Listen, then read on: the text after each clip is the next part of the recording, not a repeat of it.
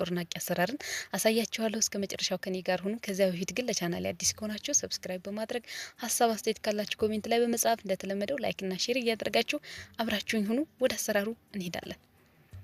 እዚህ ጋር በዋነኝነት የምጠቀመው ግብአት የፍርኖ ዱቄት ነው። የፍርኖ ዱቄት የተጠቀምኩት የፍርኖ ዱቄት 1 ኪሎ ነው። 1 ኪሎ የፍርኖ ዱቄት እየሰራው አሳያችኋለሁ። መጠኑን ሁሉ ግልጽ አደርግላችኋለሁ። የምጨምራቸውን ግብአቶች ማለት ነው። ስኳር አለኝ እዚህ ጋር፣ ጥቁር አዝሙድ፣ ጨው፣ የፈረንጅ እርሾ ወይም ደረቅ እርሾ፣ ዘይት እንደ ፍላጎታችን በትንሹ እናደርጋለን። ከዚያ መጥበሻ ነጥድና ጥቁር አዝሙዱን አመስ እናደርገዋለን። እኔ ዳቦ ስጋግርም እንደዚህ አመስ አድርጌ ነው ጣዕሙ የበለጠ እንዲወጣ የጥቁር አዝሙዱ ትንሽ አመስ አድርጌ ነው የምጠቀመው። ሞክሩት፣ የበለጠ እንዲጣፍጥ ያደርጋል። ከዚያ በመቀጠል እንግዲህ እንደዚህ ካዘጋጀሁት በኋላ ፍርኖ ዱቄቱን ላይ 10 ግራም እርሾ ወይም 1 ሾርባ ማንኪያ ደረቅ እርሾ፣ ስሙ እንግዲህ የተለያየ ይመስለኛል። ኮሜንት ላይ ስለምትጽፉልኝ እኔ የማቀው ይህን የእርሾ ስሙ አንዱ የፈረንጅ እርሾ ከዛ ካሜራ ወይም ደረቅ እርሾ ነው። ጨው አንዳንድ ጊዜ ስለምጽፉልኝ ነው። ጨው እንደ ፍላጎታችን።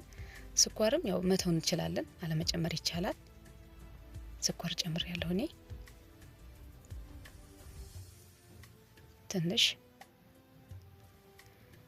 ከዛ ዘይት በኋላ በዘይት ስለምንጠብሰው አለማድረግ ትችላላችሁ። ከዛ በመቀጠል አንድ ላይ በደንብ አድርገን እንቀላቅለዋለን። ውሃ ለብ ያለ ውሃ ያስፈልገናል ለማውኪያ ማለት ነው። ከዛ ውሃ ለብ ያለ ውሃ አዘጋጅቻለሁ። በደንብ አድርጌ አሸውና አቦካዋለሁ። እዚህ ጋር እነዚህ እርሾውን፣ ስኳሩን፣ ጨውን በሌላ ሳህን ቀላቅላችሁ ማድረግ ትችላላችሁ፣ ዱቄቱ ላይ ሳይሆን ለብቻው። ከዛ በኋላ በደንብ አድርገን ጊዜ ወስደን አሽተን ማብካት ይኖርብናል። በደንብ ሲታሽ ነው ቆንጆ የሚሆንልን። ከዛ በኋላ እንደዚህ አሸዋለሁ። እኔ ቪዲዮን ስለመቆራረጠው ጊዜ ወስደን ማብካት ነው። አያችሁት? እንደዚህ አድርጌ ሊጤን ቆንጆ አድርጌ ካዘጋጀሁት በኋላ እዚህ ጋር እንደምትመለከቱት ጥቁር አዝሙድ አለ። ጥቁር አዝሙዱን እንደዚህ አሽት አደርገዋለሁ። አመስ ካደረኩት በኋላ እንደዚህ አሽት አድርጌ መልሼ በደንብ ከሊጡ ጋር ቀላቅለዋለሁ። አያችሁት? እንደዚህ አድርገን በደንብ አድርገን ሊጡን ቆንጆ አድርገን ካዘጋጀን በኋላ ክድን እናደርገውና ኩፍ እንዲል ማድረግ ነው።